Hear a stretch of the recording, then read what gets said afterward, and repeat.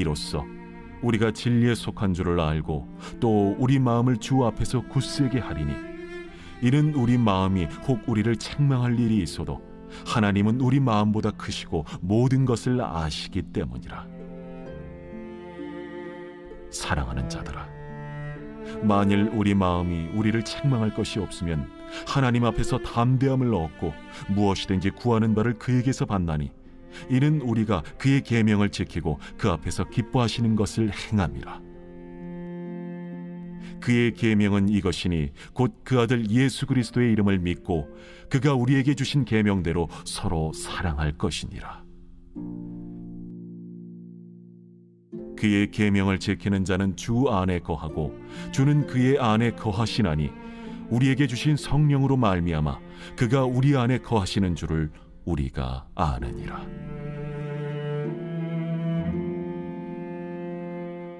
네, 오늘 이 시간 이 아침에 영적 담대함이라는 제목으로 요한일서 3장의 마지막 부분을 다루려고 합니다. 요한일서의 가장 중요한 주제 중에 하나가 형제 사랑이라는 것에 대해서 부인할 사람은 아무도 없을 거예요. 그런데 형제 사랑보다 더 포괄적인 주제가 있습니다. 그게 뭐냐면 바로 확신이라는 주제예요. 형제 사랑이라는 주제 역시 이 확신 안에 포함되어 있다고 볼 수 있습니다.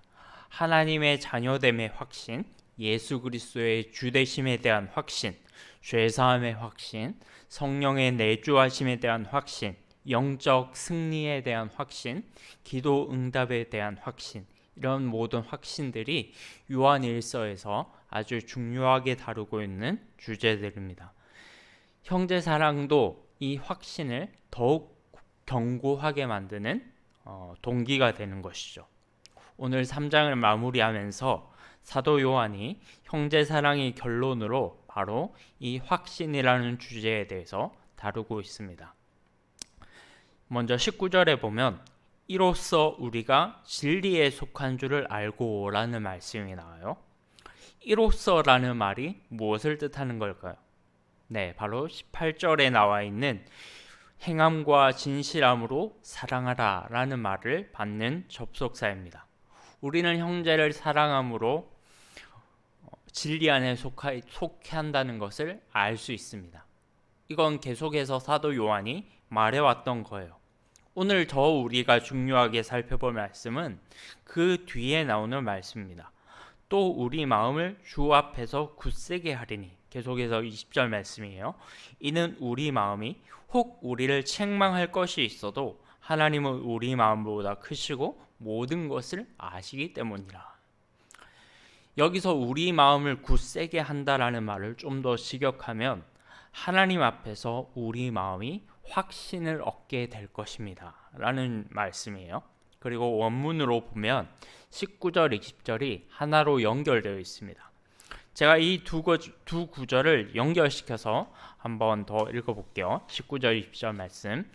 또 우리 마음이 하나님 앞에서 확신을 얻게 될 것입니다. 그리고 이것은 심지어 우리 마음에 스스로 죄책감을 느낀다고 할지라도 동일합니다. 왜냐하면 하나님은 우리 마음보다 크시고 모든 것을 아시기 때문입니다. 한번 더 읽겠습니다. 또 우리 마음이 하나님 앞에서 확신을 얻게 될 것입니다. 그리고 이것은 심지어 우리 마음에 스스로 죄책감을 느낀다고 할지라도 동일합니다. 왜냐하면 하나님은 우리 마음보다 크시고 모든 것을 아시기 때문입니다. 좀 더 이해하기 쉬워지셨죠? 네. 이 말씀은 현실을 살아가는 우리들에게 실로 엄청난 위로를 주는 것입니다. 그리스도인은 누구나 형제를 사랑해야 된다는 것을 알고 있어요. 그러나 우리는 우리가 스스로 내가 저 형제를 사랑해야지 라고 결단한다고 해서 곧바로 사랑의 화신이 되는 것은 아닙니다. 그렇게 된다면 너무 좋겠는데 그만큼 변화될 정도로, 단번에 변화될 정도로 우리가 견고하지를 못합니다. 우리는 너무나도 연약하고 넘어지기 쉬운 존재이기 때문이죠. 특히 다른 사람에게 도움을 주고자 하는 선한 동기로 시작했다가 결과가 내가 생각하는 것과 다른 결과가 나오면 우리는 죄책감에 빠지기가 너무 쉬워요. 예를 들면 이런 거예요. 부모가 자녀를 양육할 때를 한번 생각해 보세요. 부모가 자녀를 양육할 때 필요하다면 꾸중을 하거나 매를 들기도 할 거예요. 그런데 사춘기 자녀가 이 부모가 자기를 혼내는 것에 대해서 부모의 마음을 다 이해하지 못하죠. 그래서 대들기도 하고 심지어 가출하기도 합니다. 그때 부모의 마음에 어떤 생각이 드냐면, 내가 좀 더 성숙해서 자녀를 좀 더 부드럽게 할 수 있었다면 좋았을 텐데 라고 하는 이런 양심의 가책을 느낀다고 하는 것이죠. 제가 세상을 그렇게 오래 산 사람은 아니지만 제가 그동안에 30년 넘게 살면서 경험해 본 바로는 자녀가 부모를 생각하는 마음보다 부모가 자녀를 생각하는 마음이 비교할 수 없이 훨씬 큽니다. 사랑의 마음이 큰 만큼 양심의 가책도 빨리 받는 것이죠. 친구랑 서로 싸우면 누가 화해를 하겠습니까? 누가 먼저 사과를 합니까? 양심의 가책을 먼저 받는 사람이 사과를 하는 것입니다. 그리고 그 사람이 단언컨대 성숙한 하나님의 사람입니다. 사랑하는 여러분, 우리가 교회에서 형제를 사랑하는 마음으로 어떤 일을 행했는데 서로 오해가 생기거나 결과가 좋지 않은 방향으로 흘러갈 때 우리는 어떻게 생각하냐면, 나 다시는 안 해. 내가 이런 꼴 보려고 이런 일을 시작하는 줄 알아? 하면서 화를 내고 문을 박차고 나가버립니다. 그때 우리는 사도의 반응에 귀를 기울여야 돼요. 하나님은 우리의 마음보다 크시고 우리의 모든 생각을 아시는 분이십니다. 그리스도인은 내가 세상 사람들에게 인정받고 싶은 마음보다 더 크고 넉넉한 마음이 있어야 됩니다. 바로 하나님께서 나의 마음을 살피시고 내 모든 생각들을 아시고 그것을 인정해 주시고 다른 사람들은 나를 뭐라고 부를지라도 하나님은 여전히 나를 받아들여 주실 것이다 라고 하는 믿음입니다. 이런 믿음이 있을 때 비로소 영적 담대함이라는 것이 생기는 것이죠. 영적 담대함이라는 것은요, 성숙한 그리스도인이 가져야 될 아주 중요한 지표입니다. 제가 목회자니까 이제 목회자의 예를 들어보면, 만약에 목회자가 이런 영적인 담대함이 없다면 그 사람은 강단에서 설교를 시작할 수조차 없을 거예요. 왜냐하면 교회 안에는 저희 교회를 두고 하는 것은 아닙니다. 교회 안에는 어떻게든 목사의 설교를 꼬투리 잡으려고 하는 사람들이 있기 마련이에요. 목사의 말투, 저 제스처, 심지어는 전혀 그런 의도가 아니었는데도 불구하고 성도들이 딱 들을 때 목사님이 지금 오늘 나를 표적 대상으로 삼아서 설교하신구나 라고 생각이 들기도 합니다. 사실 전혀 그렇지 않죠. 그렇게 되면 대부분의 우리 선한 목회자들이 양심의 가책을 받고 죄책감을 느낍니다. 내가 역시 나는 목회자로서 너무나도 부족한 사람이구나. 내가 저 사람의 마음에 상처를 줬구나 하는 그런 마음이 생기게 되죠. 그런 생각이 더 커지면 목회에 대한 활력도 사라지게 되고 또 기도 생활도 무뎌지면서 목회자의 영적인 그런 생활이 서서히 침식되는 것입니다. 사탄이 그런 목회자를 가만히 놔두지 않거든요. 그 마음이 하나님 앞에서 영적 담대함으로 나서기보다는 온갖 태풍에 휩쓸리는 만신창이가 되도록 내버려 두는 것입니다. 그때 다시 이 사람이 영적 담대함을 회복하기 위해서 해야 될 일이 무엇이겠어요? 우리 마음을 아시고 생각을 아시는 하나님 앞에 나를 맡겨드리는 것입니다. 남들의 비난 때문에 죄책감을 느낄 때, 그리고 또 실제로 그게 나의 어떤 부족한 인격 때문일 수도 있어요. 실제로 그런 부족함 때문에 죄책감을 느낄 때도 여전히 하나님은 나를 사랑하시고, 여전히 하나님은 나의 아버지가 되시고, 여전히 하나님은 나의 이런 부족한 모든 성품들을 덮으실 만한 사랑의 능력을 가지신 분이라는 확신을 절대로 잊지 마시고 담대히 하나님 앞에 나아가시는 모든 성도님들 되시기를 주님의 이름으로 축복드립니다. 만약에 우리 마음에 죄책감이 없다면 우리는 더 큰 담대함과 확신을 가질 수 있을 거예요. 죄책감이 있을 때조차 하나님이 우리 마음을 다 아신다고 한다면, 그리고 그것이 우리에게 담대함을 준다고 한다면, 죄책감이 없을 때, 우리 마음에 아무런 거리낌이 없을 때, 우리의 양심에 아무런 거리낌이 없을 때 얼마나 더 큰 담대함으로 하나님 앞에 나아갈 수 있겠습니까? 그것을 말해주고 있는 것이 21절, 22절 말씀입니다. 함께 21절, 22절 말씀을 읽어보겠습니다. 21절, 22절 시작. 사랑하는 자들아, 만일 우리 마음이 우리를 책망할 것이 없으면 하나님 앞에서 담대함을 얻고 무엇이든지 구하는 바를 그에게서 받나니 이는 우리가 그의 계명을 지키고 그 앞에서 기뻐하시는 것을 행함이라. 아멘.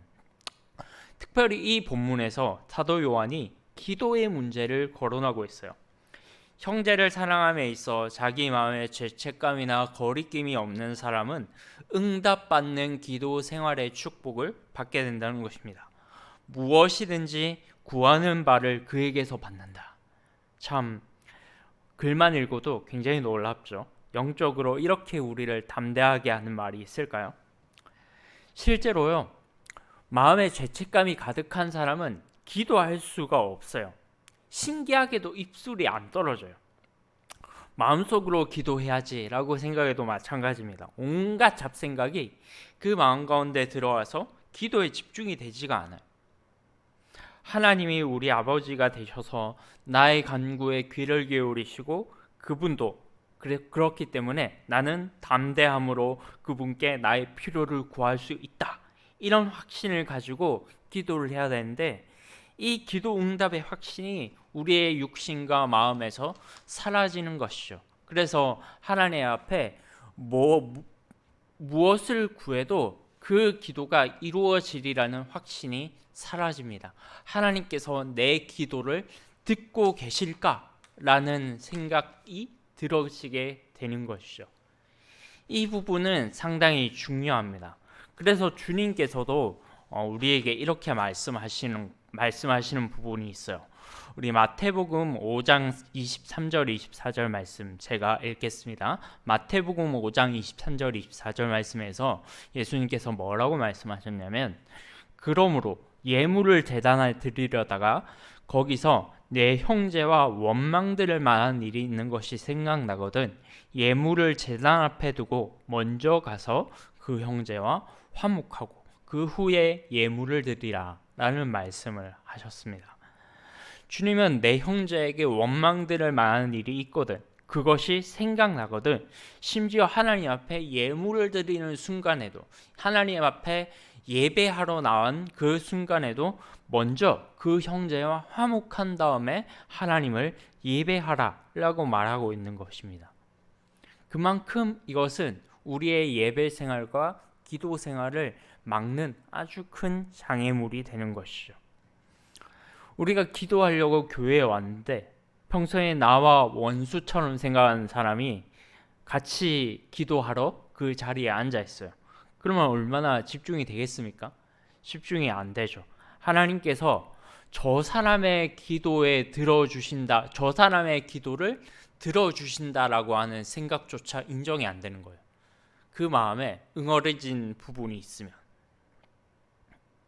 사랑하는 여러분, 우리가 신앙생활을 하면서 반드시 기도해야 될 것이 있습니다. 아무도 미워하거나 불편하지 않게 해달라라는 기도예요. 그렇게 기도했는데도 사람이 불편하다, 그럼 하나님께 맡기십시오. 그리고 여러분은 계속해서 선한 동기로 교회 안에 형제자매들에게 사랑을 베푸십시오.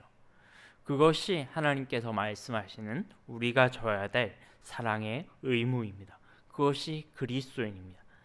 그렇게 행할 때 세상의 인정이 아니라 하늘 아버지의 인정과 성령 하나님으로부터 오는 영적 담대함을 누릴 수 있게 될 것입니다. 24절 말씀입니다. 그의 계명을 지키는 자는 주 안에 거하고 주는 그의 안에 거하시나니 우리에게 주신 성령으로 말미암아 그가 우리 안에 거하시는 줄을 우리가 아느니라. 말씀을 마무리하겠습니다. 형제를 사랑하라는 계명을 지키는 자들에게 주님은 함께 거하세요. 그것은 세상의 눈에 보이는 표시가 아닙니다. 하나님께서 나의 안에 거하신다. 그건 어떤 세상의 외적인 표식이 아니에요. 성령의 감동으로 일어나는 확신입니다. 따라서 이런 사람들은 세상이 줄 수 없는, 세상이 알 수 없는 영적 담대함으로 충만한 자들이에요. 당장 눈에 보이는 결과가 없다라고 한탄하지 마십시오. 하나님께서는 우리의 모든 생각과 마음을 아시고 우리의 마음의 동기의 가장 깊은 곳까지 꿰뚫어 보시는 분이시기 때문에 우리가 지금 무엇 때문에 상처받았는지, 무엇 때문에 억울한지, 무엇 때문에 기도할 수 없는지 그 생각의 가장 깊은 곳조차 하나님은 아십니다. 그것을 믿음으로 최선을 다해서 형제를 사랑했는가? 나는 내가 기도한 대로 되지 않았다고 해서 한탄하지 마시기 바랍니다. 자책하지 마시기 바랍니다. 하나님은 우리의 그런 연약함과 괴로움마저 다 아시는 크신 분이시기 때문입니다. 무엇보다도 형제 사랑이 걸림돌이 되어서 기도 생활을 방해하지 않도록 하시기 바랍니다. 영적 담대함의 90%는 확신 있는 기도 생활에 달려 있습니다. 이 모든 것 위에 뛰어나신 하나님 아버지에 대한 믿음, 그리고 능력 있는 기도 생활, 이 두 가지를 소유함으로 매일 성령 충만한 영적으로 담대한 그리스도인으로 성장하시기를 주님의 이름으로 축복드립니다.